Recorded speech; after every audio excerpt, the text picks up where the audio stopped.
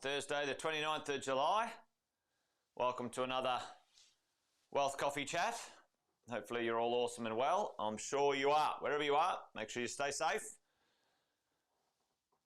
Welcome along as the old lives get warmed up in YouTube and Facebook and so on. Say a quick hello to all the regulars. James, mate, good to see you, and Alison jumping on. As always, great to have you guys here. Appreciate your support. If you're new, if you're stumbling across this for the first time, or if you're new to the mentoring program and the coaching program, give us a shout out in the chat, say g'day. Ben, yes, we can get you a guest pass for your compadres to the mentoring night. Let us know. I know you sent me an email. I'll get Megan to connect with you, Ben. You reminded me just now, popping up, say g'day. How are you, mates? Jimmy, James, Ben, Tony, Andrew, Sonia, Graham, how are you, mate? Chris, good to see all of you guys jumping on. Thanks for joining. Like I said, if you're new, give us a shout out in the chat. Let us know where you're from, and let us know what you're up to. Jason Witten's my name for those who don't know me, and been coaching property investors across Australia and New Zealand over 20 years, and investing in property for as long or a bit longer. And along the way, done a few deals, learn a few things, and each morning get together with you guys, hang out for about 15-20 minutes. Morning, Jeremy. Morning, my love. And we talk about the idea of property investing, going the distance. Gang, you guys know this one. I say it all the time. This thing is a marathon, not a sprint. And we've got to go the distance. But hey, this morning I wanted to talk about a wonderful, lovely, amazing donation. A donation that the property investors, donated to the government. It was very nice of us to do this of recent times. And it's interesting. Who thinks they know what this donation was? Property investors donated in New South Wales $9.6 billion. Anyone know what that donation might be? Gang, chuck it in the chat for me.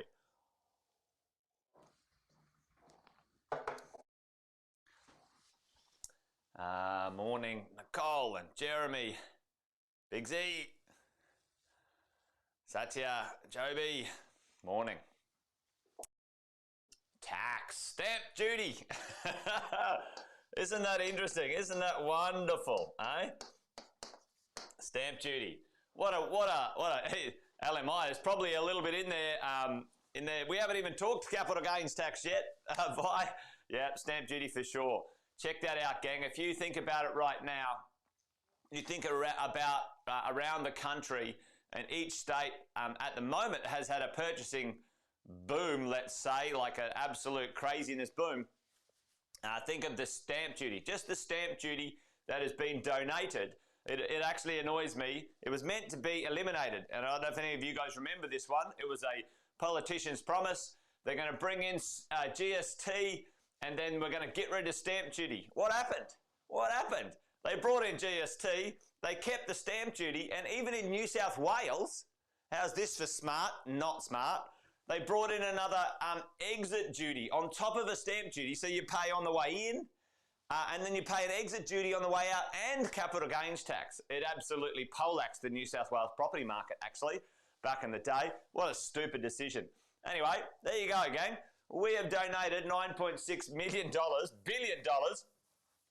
in New South Wales alone, and I'm sure it would be in the many billions in Victoria and across the rest of the country. And it doesn't surprise me at all, because yesterday, or it was a couple of days ago, I saw an article. Yeah, exactly, Alison. We should all bundle together. Bloody oath, we bloody should. We should all bundle together and give them a good ass whipping, as far as I'm concerned. Labor has stopped its attack on negative gearing and capital gains. No shit, Dick Tracy. You know why? Because they know the amount of revenue that they would destroy when it comes to stamp duty would be astronomical. They know. It's not the goodness of their heart right? It's the goodness of their pocket. Yeah, yeah. One of the politicians made a good game. You know, at the end of the day, that's what we're all here for, aren't we? We're all here for creating our wealth, creating our income, creating an asset base for our family and our future. But how do we, as property investors, minimize the amount of taxes we pay as property investors? And the one I wanted to talk about today, a bit of a quick wealth coffee chat, is stamp duty.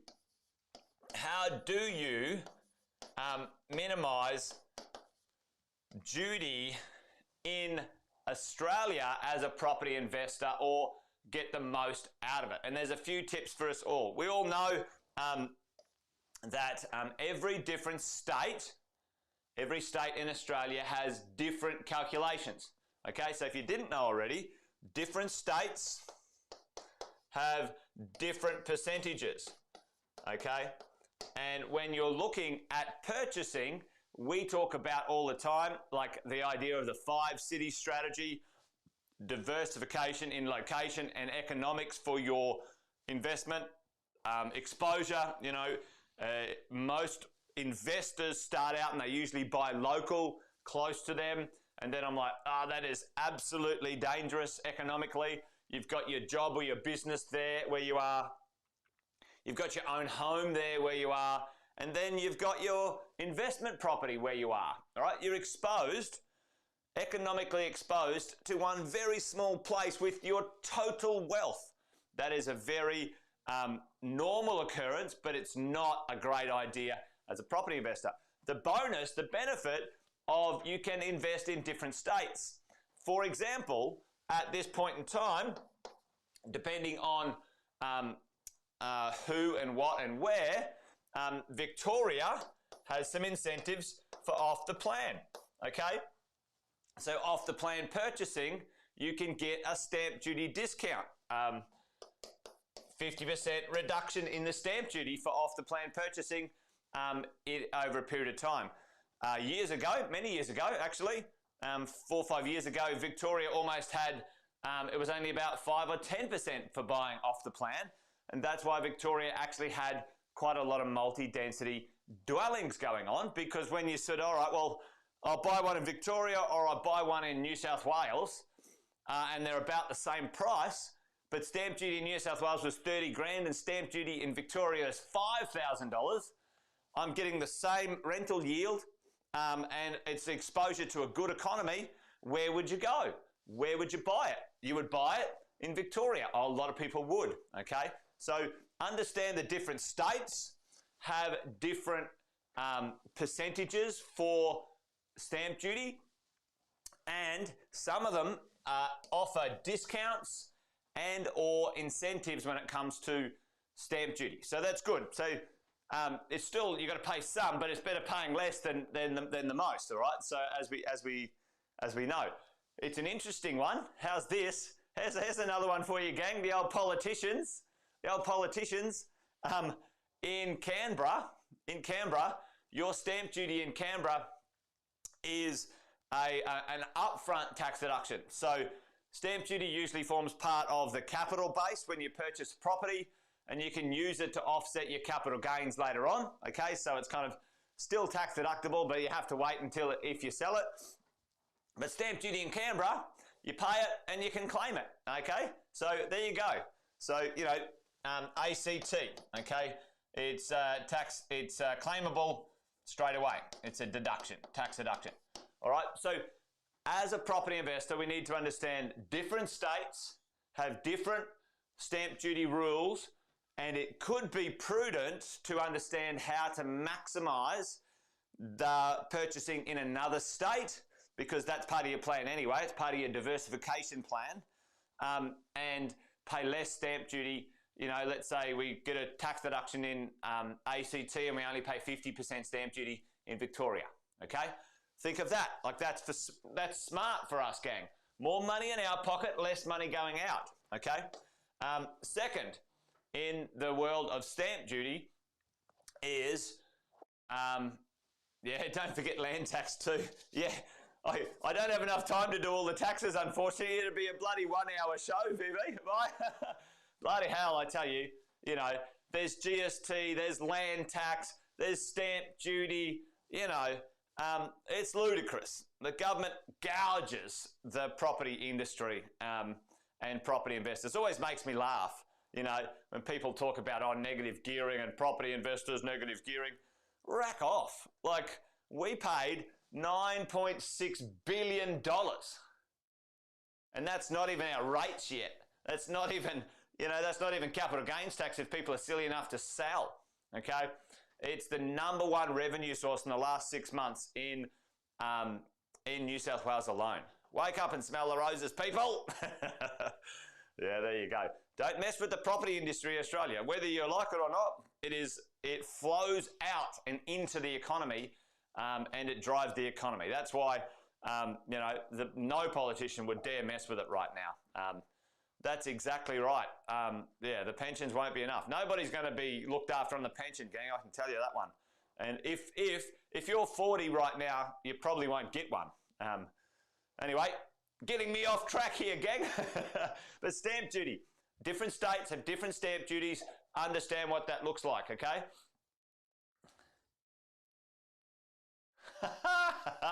Good work, Alison. I love it. Yeah. Alison accidentally claimed the stamp duty. And one hit, no tax return. But they said, oh, I'll keep it. Well, there you go. That's nice. You found a good one on that day. Fantastic. So, states are different. The different types of property, ladies and gents, gang, different types of property have different stamp duty exposure. And there's one style of property that has different stamp duty exposure. Which one is that? Which one, guys, would you pay approximately, again, anywhere in Australia, about 50% less than another property? Anyone know that? Chuck that in the chat. We'll have a quick sip of my coffee. I'm getting a bit of a dry throat, need a little bit of liquid. Who knows what it is? Which is the one, again, the whole of Australia, we could pay 50%, approximately 50% less stamp duty. Anyone know?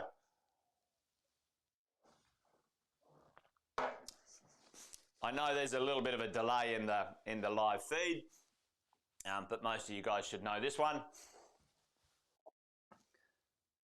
Nah, not Canberra.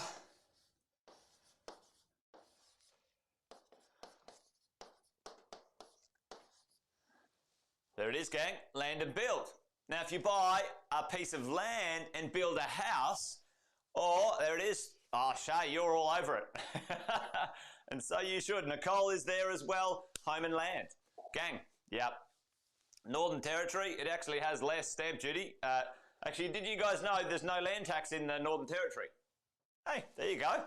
I probably wouldn't go up there to buy a property just because of that. But anyway, so team, home and land, you buy the land and you only pay stamp duty on the land, not on the build. Okay? And that's another reason I love house and land. We like brand new properties at Positive for most passive property investors who want to buy, own, and have their properties cause them no grief. All right? And the land is the only portion of, if you do a build and land, that you pay stamp duty on. So if you buy property and it's 600,000, 300,000 for the land, 300,000 for the house, you're only paying stamp duty on the land. So it's a big tick in my box as well. And I like the idea of making sure that we understand how to minimize this as we go along. So imagine that. Imagine you bought 5 properties, and instead of paying $30,000 in stamp duty, you only paid $15,000 in stamp duty. You know, that'd be a pretty significant saving right there, gang, right? So you think about that. You know, that's $75,000. Let me say that again. $75,000 in your pocket, not the government's pocket, because you were smart and you bought house and land, you bought in a different state that had an incentive, etc., etc., etc. Right? So these are the things that we must know as property investors, we must know how to be smart and get the most out of what we're doing, because everyone, and I'm telling you, everyone's got their hand out. Everyone's trying to get their grotty, grubby hand in your pocket, gang, as you go in the thing. There you go. V said, if you are an owner-occupier, yeah, absolutely. Owner-occupier, first home buyers, under a certain amount, no stamp duty, gang, 0. Okay, and there's a few of the young'uns that we have in our coaching and mentoring program here at Positive, and their first move is to get into their owner-occupier, buy the property, live there for 12 months, get the stamp duty concession, get the LMI grant, get the builder's grant, get the first home buyer's grant, literally get a free property, it's crazy, and then they live there for 12 months and they can move out and rent it out. That is their booster, that is their springboard into their property investment portfolio, which is brilliant, absolutely brilliant. So you're dead right as you go. Awesome. So this is one of the benefits of new properties. You know, I hear a lot of the time people say, oh, I'll buy a second-hand one, you know, for whatever reason. For me, for most investors, a second-hand property is not appropriate unless you want to add value to that property. Remember, if it's old, if it's 10, 20, 30 years old, gang, no depreciation. Now you've got to maintain the property. The maintenance on that property is much higher. And then your ability to continue to attract good tenants when your property is super old and not in good shape is rubbish, okay? And then what happens? You've got to now spend more money and more money and more money. It doesn't make sense to me. So for most investors who want that buy and hold, buy well, never sell, low maintenance, high rental yield, low fuss, new properties are much, much better. Okay, unless you want to renovate, unless you want to add value, nothing wrong with that. It works a treat, but you've got to have money and time and intention to do it. All right, I'm getting off track a little, so I better keep on track. But gang, right, different states, land and build, and the last one's kind of a little bit of a tricky one, but a cheeky one. Gang, you can make the vendor, the seller, pay your stamp duty. Okay. Gang, okay, we do it all the time. At Positive, we will negotiate with the vendor, the seller of the property, to give often some sort of incentive for our buyers to cover the stamp duty expenses. So right now, if you're in our mentoring program, we have an opportunity, a deal in Melbourne right now where the seller will pay your stamp duty via a cashback of 5% after you settle the property. So you pay your stamp duty and you get a refund from the vendor after the settlement. We try to negotiate deals where the seller will give us cash back or pay your stamp duty on your behalf. When I bought my house here many years ago, I offered a price and the offer was X dollars, but you, seller, pay the stamp duty, and the stamp duty was X amount, okay? And we did the deal, okay, which is brilliant. Didn't have to come out of my pocket. It formed part of the contract and the purchase price. I could borrow against it. Happy days. It was brilliant. So make the vendor pay, all right? Make the vendor pay. As long as the money's not coming out of your pocket, gang, and the government still gets it, I still don't think they deserve it personally. But anyway, let's just potato that one.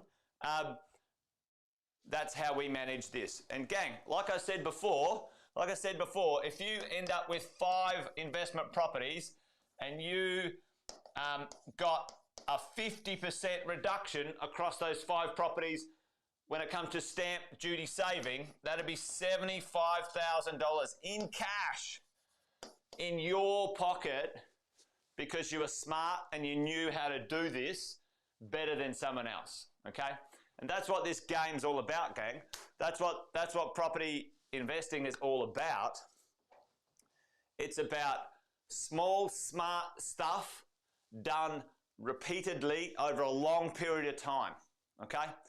And that is where mentoring and coaching comes in. You guys know this stuff. You know, hang around smart people who've been down the road, made some mistakes, and help you avoid them, okay, as we roll along. So, gang, there you go. Hopefully that made sense. Hopefully that was useful as we roll along and making the most of where we're at. Craig asked a good question. Are you paying a premium for the new build? The answer is no, Craig. You're just paying the price that they're selling it for. At the end of the day, this idea that, you know, a brand new property is overpriced is rubbish, and there's a lot of misinformation about that stuff, gang. So you got to sort of dig through the commentary around this sort of stuff. Developers and builders make a profit and a margin, or they wouldn't build. That's very normal. Every business has to make a profit. What you must be clear on, Craig, is what a builder or developer is promoting on their brochure or on their website is what they actually deliver, and it's called render to reality. And you've given me a good subject, Craig, to talk about, because it's an interesting one, because there's lots of builders and developers who are absolutely crap, and they should be avoided like the plague. But there are some brilliant ones who actually over-deliver and add value in an insane way for you as a property investor. So you gave me a good idea there, Craig. I'm going to do a render to reality Wealth Coffee Chat. I think that would be a good one. So thanks, mate. Thanks for the question. Brilliant question. So that's it, gang. I think we'll call it done. We'll call it Wealth Coffee Chat done for today. As you go. That's several books all wrapped up in 20 minutes. Thanks, Alison. Yeah, right. Wait, isn't there that audio thing that sort of gives you those snapshots on the books? Maybe we can call it that. Anyway, thanks, mate. Thanks for the shout out. Join me tomorrow, gang. Join me tomorrow. Join me tomorrow for another Wealth Coffee Chat around about the same time, about 8:05. Usually kick off in between those two numbers. And hey, listen, if you enjoy the show, if you enjoy the morning chat, do us a favour and share this with a few people and invite the right people along to hang out with us and get this stuff going. Give us a little bit of support and give us a thumbs up and a comment in the chat. That'd be brilliant. That'd be brilliant. All right, gang, you guys are awesome. Join me tomorrow. It will be Friday, and then we got Wealth, Wine and Wisdom tomorrow. Big day tomorrow, so looking forward to that as well. You guys have an awesome rest of your day. And until then, stay well and bye for now.